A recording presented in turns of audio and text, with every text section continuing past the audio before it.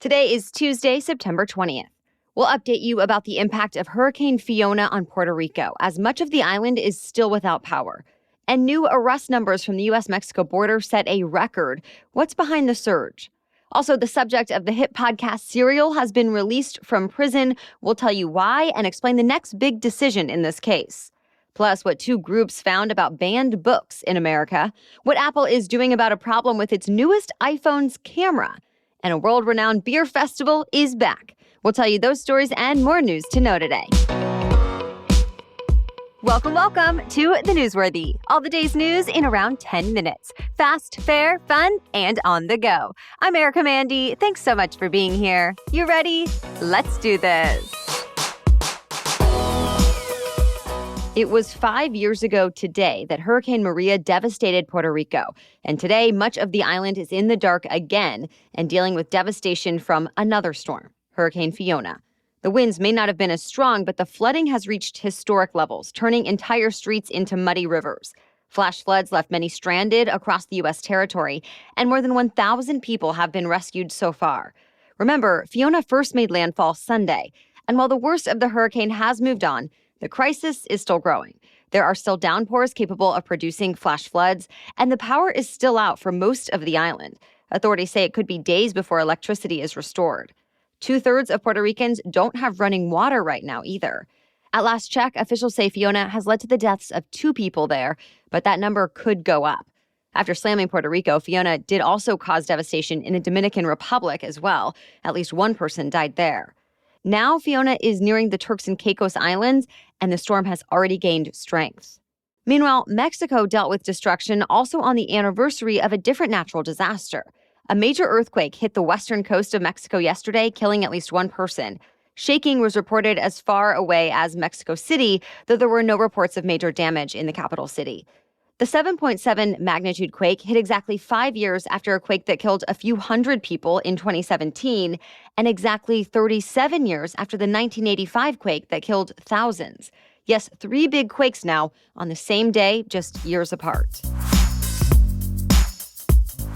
The situation at the U.S.-Mexico border has reached a new historic milestone. Border Patrol agents have now arrested more than 2 million people trying to get into the country illegally over the last 11 months.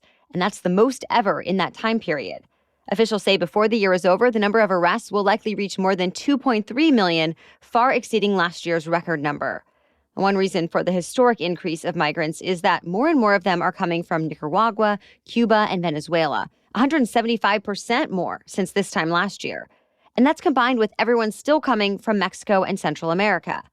The Biden administration is blaming the governments of those countries for their people fleeing. They say many are leaving due to a lack of opportunities, along with high poverty rates and problems with crime. Officials say most are trying to reach family, friends, and better lives in the U.S. Republicans, though, are pointing fingers at President Biden. They blame this immigration wave on him reversing the border policies of the previous Trump administration.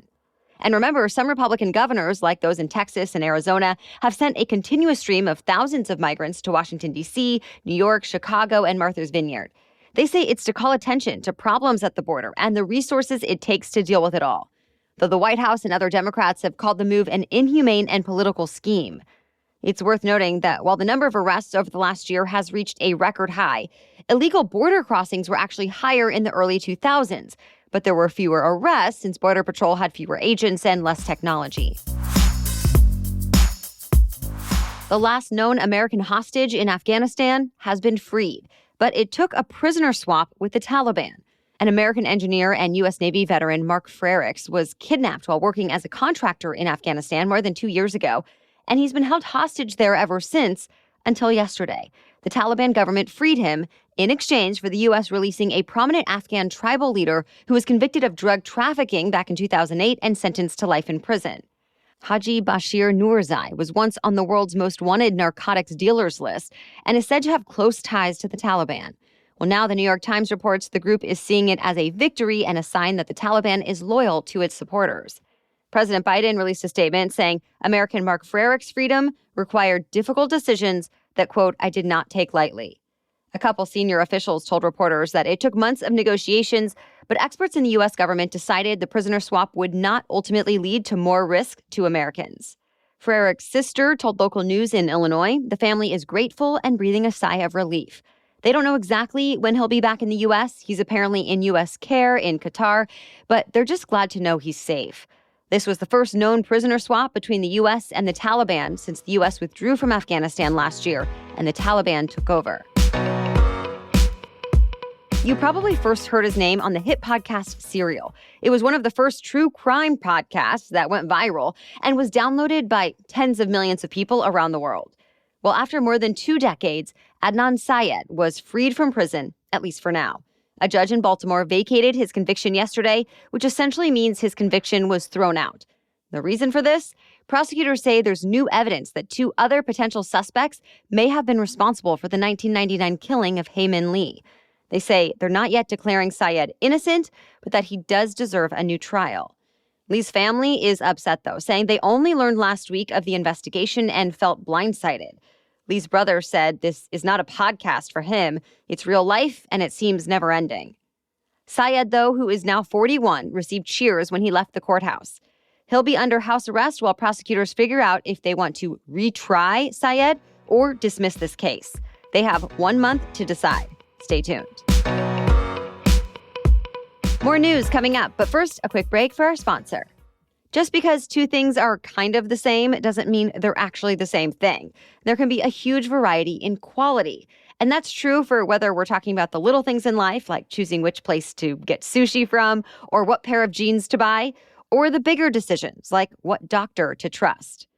With ZocDoc, you can find the right doctor for you, helping to find one that makes sure you feel heard and are truly taken care of. And ZocDoc will help make sure the doctor is also in-network and in your neighborhood. ZocDoc is a free app that shows you doctors who are patient-reviewed, take your insurance, and are available when you need them. Yes, read verified patient reviews from real people who made real appointments. Now, when you walk into that doctor's office, you'll hopefully be set to see someone in your network who gets you.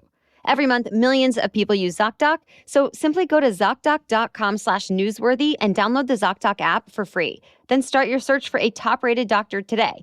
Many are available within 24 hours. That's ZocDoc, ZocDoc.com/newsworthy, ZocDoc.com/newsworthy. For the first time in almost 2 years, the number of traffic deaths has gone down from the year before, and it comes even as Americans are driving more.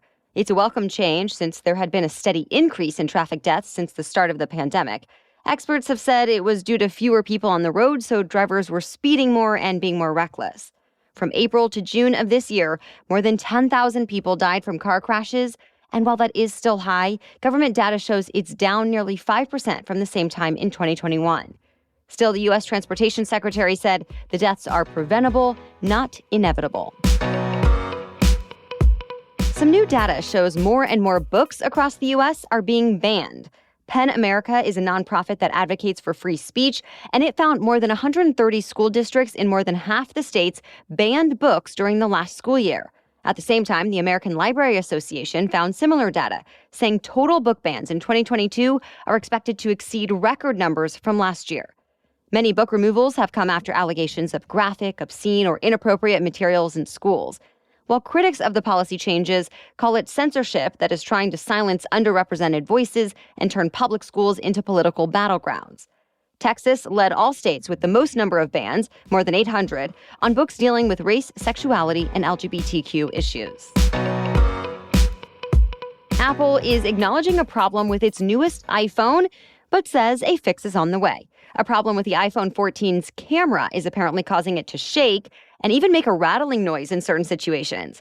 The vibrating issue appears to pop up when iPhone 14 users are running third-party apps, so like TikTok or Snapchat. Apple now says it's working on a software update that should be released sometime next week. Experts say the problem with the top-of-the-line phone's camera comes down to a malfunction with its image stabilization system. Apple's newest iPhone models just came out last week. And despite some glowing reviews, this shaky camera issue is just one of a handful of problems that users have run into. Though experts say as long as Apple handles the tech issues quickly, they probably won't impact sales. For the first time in 2 years, the world-famous Oktoberfest is back. The pandemic had the much-loved event on hiatus since 2020. While the lederhosen-wearing, polka music dancing crowds have been unleashed once again. The beer started flowing this weekend at Oktoberfest events around the world, and it won't stop flowing until the first Sunday of October. The original Oktoberfest celebration in Munich, Germany, draws in around 6 million partiers annually. Dating back to the year 1810, the festival began as a celebration marking the marriage of the Crown Prince of Bavaria. Now it's more of a celebration of the German culture and beer.